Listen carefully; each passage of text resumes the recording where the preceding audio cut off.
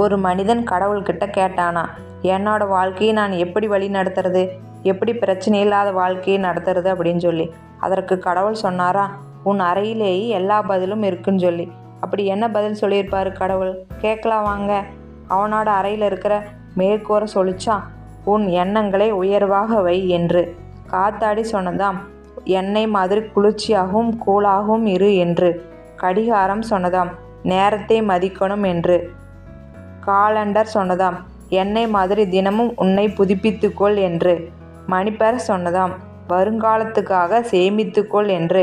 கண்ணாடி சொன்னதாம், உன்னை மட்டும் பார் என்று. விளக்கு சொன்னதாம், எண்ணெய் மாதிரி அடுத்தவர் வாழ்வில் ஒளி ஏற்று என்று. ஜன்னல் சொன்னதாம், பரந்த மனப்பான்மையாக இரு என்று. தரை சொன்னதாம், எப்பவும் கீழே பணிவாக இரு என்று. படிக்கட்டு சொன்னதாம், வாழ்க்கையில் ஒவ்வொரு படியிலும் ஏறும்போதும் கவனமாக அடியெடுத்து வை என்று. இந்த மாதிரி குட்டி குட்டி ஸ்டோரிஸ்களை கேட்கறதுக்காக நம்ம சேனலில் லைக் பண்ணுங்கள், சப்ஸ்கிரைப் பண்ணுங்கள். தேங்க்யூ.